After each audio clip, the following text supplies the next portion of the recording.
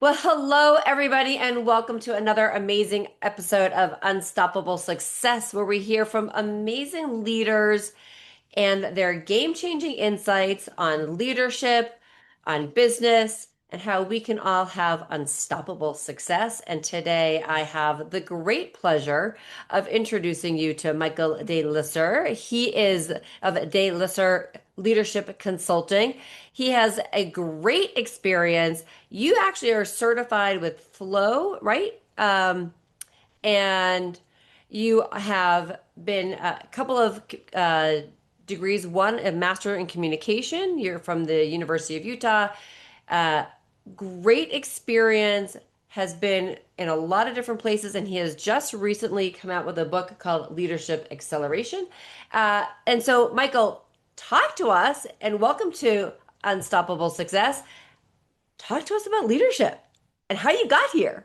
Well, how I got here was an interesting story. It started when I was a teenager, actually. My dad did executive outplacement coaching with Fortune 100 executives who have been fired. And so Oh, I got to sit in on these coaching sessions, and he had prearranged, let his 15-year-old son to sit in. And, I wasn't much of a threat to these high powered executives. And what not to do. yeah. So I got to sit in and watch him coaching them on, and my father's role in helping these executives who've been fired was to help them find new careers. And part of doing that was helping them work on the things that got them fired in the first place. And the biggest thing that really kind of woke up in me a passion was watching these very senior leaders that have most all of them have been fired based on ineffective communication skills. So they had made mistakes some regard, whether it's emotional outbursts in a meeting or an ineffective presentation or saying the wrong thing in a meeting or just ineffectively being able to motivate others. But there was a consistent pattern that all these high level executives had been promoted based on their technical skills up the ladder to the point that their communication skills caught up with them. And the higher you get in an organization, the more dependent your success becomes on your communication skills because you're no longer doing the technical work. You have people that work for you that are doing the technical work, and your job is to motivate them and get results out of them. So that was the first learning for me that if you don't really work on developing your communication skills, sooner or later they're going to come back to bite you and hurt your career. So all of these executives that seemed unstoppable ended up being very stoppable because they didn't continue to develop their communication skills. Okay, so lots of different questions, but I'm really curious what your take is right now because so much of what we have going on, right, is like the 130 characters. People forget actually that this is actually a phone. I'm holding up for those of you that are watching this. It's actually I'm holding up my cell phone. This is actually a phone that you can actually put to your ear and actually talk. And communication seems to be hurting. Yeah. And there's a lot of contributors to that, right? I mean, so I would argue that today the situation is much worse than it was over 30 years ago when I was watching my dad, because now what you have happening is an entire generation of people that grew up communicating on their phones as opposed to face, right? And so, how many times have we seen two people in the same room texting each other? How many times has someone broken up with someone by phone and using a text instead of having the hard conversations? So, I think what happens is with technology becoming more and more of part of how we communicate, people are getting less practice at the difficult conversations, less opportunities to develop their skills in the moments that matter and being able to communicate in those conversations that are really important. And as a result of that, and AI, right? So now people are starting to use AI to communicate, to help their communication in some regards, but AI creates an authenticity issue when your emails or your texts that you're writing using AI are not actually sounding like who you are as a person. And the minute that other people realize you're using AI to communicate with them, then you lose your credibility with them as well. So there's so many things that are really hurting people's ability to really develop those skills that really matter in the moments where they need to be personal and come across as someone who cares and someone who really wants to strengthen a relationship. And those are the things that people are hurting in the most. And I think a lot of it has to do is they just don't have as much practice because technology is, in a sense, we've become complacent in building our skills because we're too reliant on technology. Right. I would so agree. There's so many times when you just don't want to have that hard conversation. And, part of you, it's like the cop out, right? To Yeah, cop out to just shoot, send the message, right? yeah, Versus actually speak it. Because there's emotion that comes out with that, right? yeah. We have a tendency to use the path of least resistance, right? Right. Whichever's easiest in the moment. And that's not necessarily what's easiest, isn't going to be what's going to be best for developing relationships with your Yeah. peers, with your direct reports. I mean, the easy way out is sometimes going to actually hurt your credibility and hurt your relationship. So, Right. Right. So now that we've got, where we are today, like what are those like top 5 tips that you would say to somebody listening to this that like could hone in and help their communication so that they can become the good, great leader? well, it all starts with self awareness. You have to know what your strengths are and where your limitations are. And if you know those things, you can leverage your strengths and you can minimize or work around your limitations. So, number one is always self awareness. Number two, surprisingly, would be learn to use AI to communicate, but use it responsibly. In other words, there was a great quote, and I can't remember the name of the Harvard professor. He basically said, AI will not replace us, but people using AI will replace people who are not using AI, right?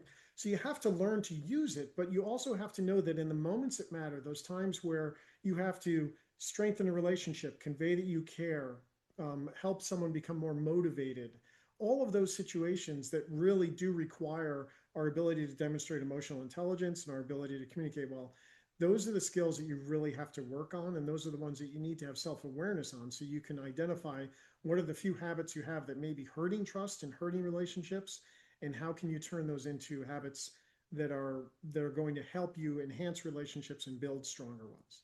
So those are some of the top things that come to mind. I could probably rattle off a few more, but Yeah. it's about self-awareness. And then once you have self-awareness, can you become good at catching yourself in the moment where you're doing something that's ineffective and replacing it with something that's more effective? And so, challenge number one is knowing what you do. Challenge number two is getting good at catching yourself. And then, challenge number three is having an alternative behavior that you can use that'll be more effective. So, in the moment you catch yourself, you can find a way to respond in a different way than you normally would that'll be more beneficial for the relationship or that moment in time. So I think I so agree with you. Like self-aware and leveraging our strengths is so important. But I'm curious, like, how would you help somebody become more self-aware? The most important thing is getting feedback from people around you that really know you and have seen the way that you communicate or how you come across. There's a really interesting set of there's research in the book that I just wrote, which is from Tasha, and I can't think of her last name, but this particular social psychologist says that 95% of people think they're self-aware, but really 10 to 15% of them actually are. And so number one is acknowledging that most of us are not as self aware as we think we are. But number two is asking for feedback continuously and constantly, and doing it in a way that makes people feel safe giving you that feedback, because there's a difference between self perception and self awareness. Self perception is what I think I know about myself, and self awareness is when other people give us feedback that help reinforce that what I know about myself is actually accurate, right? And so true self awareness really only comes through getting feedback from others. I mean, sometimes it can come from watching yourself communicate if you have the opportunity to record yourself or things like that. But if you don't develop that self awareness, if you're not constantly looking for it and hungry to learn from it, right? All feedback is a gift if you use it to improve your ability to communicate with others or your ability to be effective in your roles. So, regardless of how it's said, if you can get to the point where I'm an objective observer, just listening to this feedback, and I'm going to figure out how I can use it to improve. Those are the most important things: is constantly asking for it, creating a safe environment for other people to give it, and really going to the people that you communicate with the most, because they're the ones that will be most likely to help you increase that self awareness. Very true. And I think you also would you not agree that you also have to ask them to be brutally honest? Like, Yeah, don't sugarcoat, right? Like, don't sugarcoat. It's not going to hurt my feelings. Yeah, and it's another piece that I go into in the book about personality types and how if we are more of a people person, sometimes we don't say what we're thinking because we don't want to hurt the other person's feelings. So you have to, as a person asking for feedback, say, look, you actually would be hurting me by not being honest with me. I need to know so I can improve. So I'm asking you to be direct, deliberate. Don't worry about how it comes out. Just blurt it out and say what you're thinking because that's what's going to help me the most. And then the other side of that is no matter how it gets blurted out, you have to respond positively or you'll never get feedback from that person again. Right, And that can be a challenge exactly. in itself. I was listening, Hidden Potentials by, Adam Grant, and he talks about like, he started off, he was like a horrible presenter and speaker. And Yeah, people used to sugarcoat what his response was until he kind of flipped the switch and how he was asking for the feedback. So, yeah. it's so important to get that feedback, and to hear from others and to, as we always like to say, like what that constructive criticism. It's constructive. You got to take it. You got to do something with it. Um, Yeah, I actually had a professor in college that kind of forced me into self-awareness in an uncomfortable way. I was giving a presentation, and 2 minutes into the presentation, he literally stopped me in front of his, 30 other students, said, Michael, I need to give you feedback. You're using way too much filler speech. You're saying and ah, and it's literally making it hard for me to hear your messaging. So for the rest of your presentation, I'm going to raise my hand every time you say or ah, just to help you become more self-aware. And of course, him saying that to me now for the first time, every time I saw his hand go up, I started realizing just how horribly bad I was at the filler speech. And that made me even worse. And a couple minutes later, he stopped me again and said, okay, now you're focusing on it too much. So I won't do it anymore. But I had this humiliating experience in front of all these students, and I did not want to go back to that class and I had to give 3 more presentations in front of them. So it really motivated me. That bad experience really motivated me to improve. And by the end of the course, I had really made some progress on it. And I learned over time that the habits we have when we present typically come out in regular conversations. So you can work on reducing your filler speech by actually working on it in a one-on-one conversation, and then it'll translate into your work one. But long story short, it's great to get feedback in a nice environment. Sometimes it's that harder experience that causes you to be motivated to want to change. Either way, as long as you're open to learning from it and not being caught up in how bad the experience was, like I said, every experience you have can be used to improve your effectiveness with others and your relationships with others if you can get by the experience itself and focus on what you can learn from it. yeah, no, it's so true that, well, key thing is learning from the experience is so important. Yeah, That is so true. And I would actually say if anybody listening and or watching this on YouTube, if you have the chance to watch yourself and record how you speak or when you're giving a presentation, I highly recommend it. It's yeah, painful. Like I know myself, like I hate listening or watching myself speak. It's because, that cringy feeling that we always get when we watch ourselves, at least I do, but do it because the feedback you'll see yourself. yeah. It's an absolute requirement. When I coach someone or I teach presentation skills or persuasion skills, I require them to do a recording of themselves, and I go over it with them. It's part of my coaching at all times. I do it with executives. I did it for 12 years as teaching MBA students.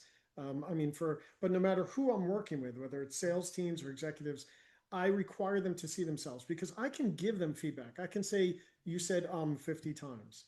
But when they see it and they see the impact of it, something turns on in the brain. And it's uncomfortable to watch. Nobody wants to watch themselves present, but if you don't do it, you may be missing out on the opportunity to really see yourself as others do. And that is probably the biggest learning. I mean, I could tell you anything about what to do, but when you see yourself doing it, you will have a better outcome of it than just hearing me talk about it. Yeah, it's so true. So let's talk a little bit about your book and leadership and acceleration because I think it's from listening to you on a different podcast, you shared that there are activities and action items for people to work on throughout the book. Yeah. And I'm curious, leadership, One of the things that I say about leadership all the time is that and as you shared, we have to be self-aware and we also have to know our own values. Yeah. So, what are some of the key things that you would tell somebody right now if they want to be a better leader? What are the top three things that they should do besides grabbing your book? Well, I mean, I think in general, people need to have a clear vision and idea of who they are as a leader. If you don't know, a lot of people get thrown into leadership roles and they don't stop to think, what kind of leader am I going to be? They just start leading, you know? And so, number one is being clear on what are your values? What are the things that you want to convey? What are the leadership practices that you believe in most deeply, and what represents how you want to make people feel and what you want your legacy to be, with others? Is it developing people? Is it helping people grow? And there's all sorts of things that motivate us to want to be leaders, but you have to be clear on that. And I do this now in leadership programs where before I do anything else, I say, figure out what your purpose is, right? What are the things that motivate you and what type of leader you are? Because in those moments that matter, when you are needing to make a key decision, you want your values and your purpose and your mission kind of be driving how you make the decision as opposed to just making a decision, right? So to be authentic to yourself, you have to know what kind of leader you want to be. That's definitely number one. The second one is be that person that you are, right? And a lot of times people think, oh, I need to be a motivational speaker, or I need to do this. No, you don't. You need to be who you are. And you need to convey who you are authentically, not trying to be like someone else, being who you are. Just work on how you convey messages in a way that speak to your audience's needs. And whether it's one-on-one or in front of a group, or the biggest mistake I see people do is they speak to others from a standpoint of here's what I want, and they don't stop and customize their message to say here's how what I want can help you personally, or help our customers, or help something else. So your ability to really make it you messaging and us messaging as opposed to me messaging, that's another big mistake people make as well. And finally, you have to care about developing people and care about them as people, and recognize that, if you really want to get the most out of your teams, you have to find a way to make them want to follow you and want to, and a lot of that has to do with helping them understand how their jobs connect to purpose, right? So when you look at the research out there, like 85% of executives say, I can live my purpose in my role. And only about 15% of non executives say, I can live my purpose in my role. And so if you don't take the time to connect the dots and say, in this role that you do, here's how you impact the bottom line, here's how you help our customers. And one way or another, every role in the company has an impact. And so if you can help them connect the dots, they'll feel more purpose, they'll feel more excited, they'll give more discretionary effort. That is so true. Like finding that purpose, and something that just that really resonates with me in this. And you shared, it says, it's not about what you want, it's what do the other people want. And Yeah. I think it's really important, listeners, to uh take this to heart, where you can find what your team members want individually and then relate it back to the purpose, both of the company, so that they feel the personal drive for it because they want it, and it connects back, as you shared, Michael, back to the purpose of the company. And when you tie those together, the team soars. Yeah. Yeah, and it is a big shortcoming, because a lot of times when we're presenting, let's say you're presenting an idea to a senior leadership team, and you're even presenting your idea and you're saying, hey, here's my idea and here's what it can do, but they don't take the time to sell the problem that the idea actually solves, then basically you're just pitching an idea without giving them the pain.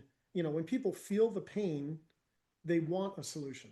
But if you just give a solution and they don't feel the pain, there's not a motivation on them to act. So part of the messaging is presenting the message in a way that conveys a pain or a gain that is relatable and wanted by your audience.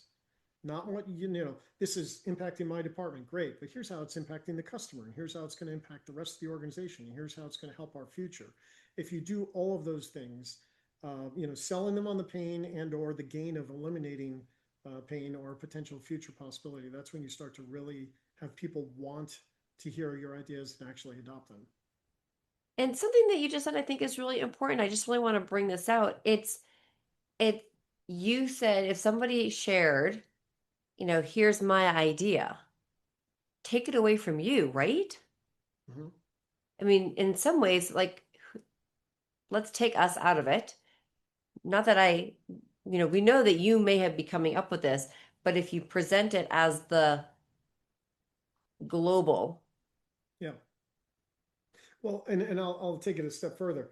The minute you say it's my idea, you're limiting your ability for that idea to be effective. I can tell you in 25 years of teaching and presenting, I've never once created a training session in isolation that was as good as a training session that I developed with the input of people that think differently from me.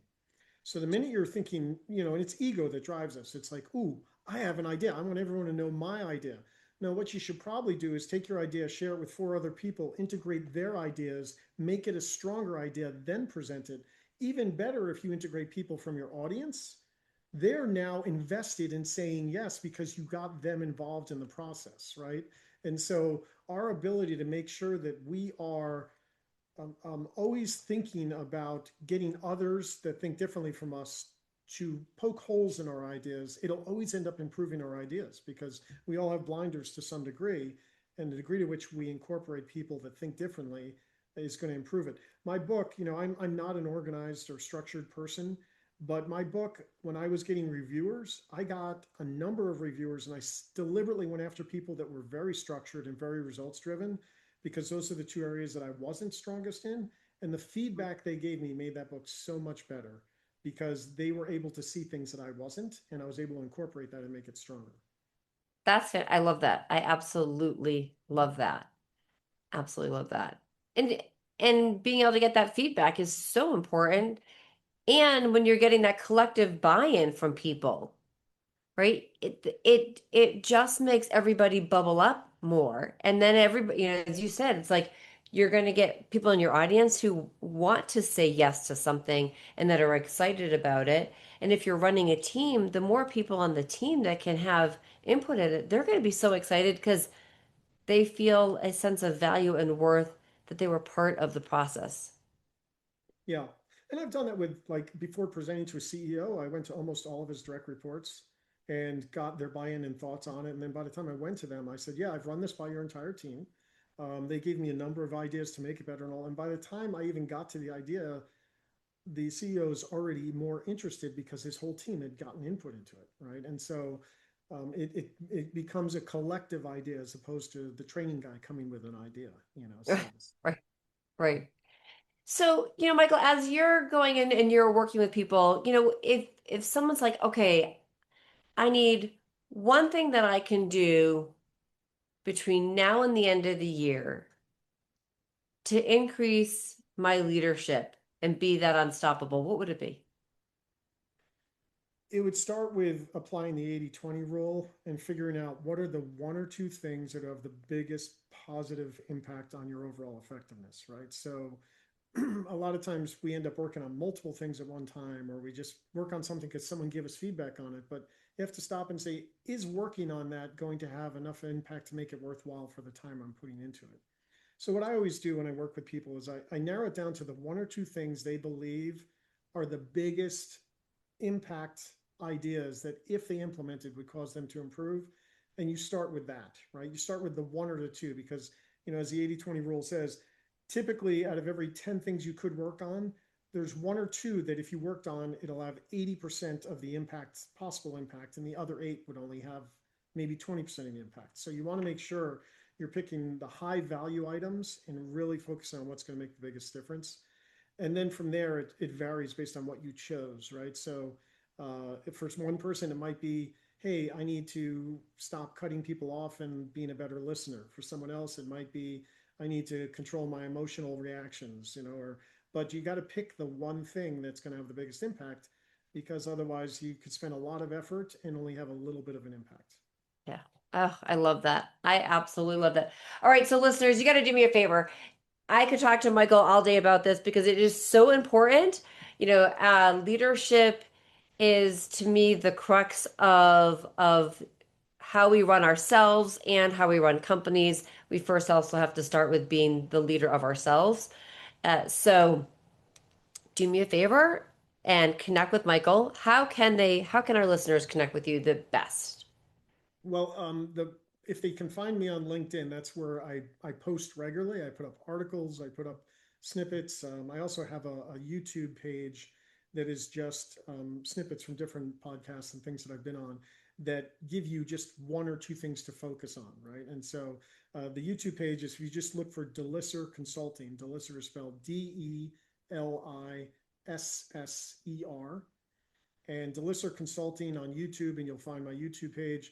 You can go to my website, which is delisserconsulting.com, and out there, there's a link to the book is available on Amazon, and there's a link to the book on my website. But you can learn a little bit more about the different services that I do and all. And just a quick comment about the book. There's a lot of leadership books out there.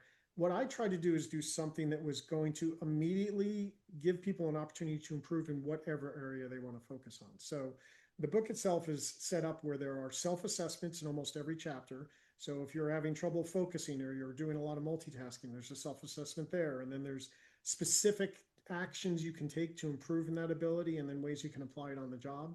And so what I did throughout the book, it's almost like a self-directed guide on how to improve your leadership effectiveness. And it all starts with doing a self-assessment, raising your awareness, giving your alternative behaviors, and then helping you figure out how to apply those behaviors in the moments that matter. And so it's set up as that kind of a guide. And if you want to find that book, it's on Amazon. It's called Leadership Accelerators with an S on the end. And or you could just click on my website, and right on the front page, there's a link to the book. And then again, that is delisserconsulting.com. So it's DELISSER.com. You could just do delisser.com as well. So Awesome. So, listeners, do me the favor and connect with Michael. I will have a link also to the book in the show notes, and a link to his website and LinkedIn, all the socials. So you will be easily able to just go to the show notes and grab all those things. Um, so do me the favor and make sure that you do. And also, please do me the other favor, listeners. Hit subscribe and share this podcast with other business associates and colleagues, because leadership is, again, the crux to being the most unstoppable person you can be. And it all starts with you. So thank you all for listening. I'm Jaclyn Strominger, your host of Unstoppable Success. Thank you, Michael, for being an amazing guest. And thank you, listeners, for listening. thanks for having me.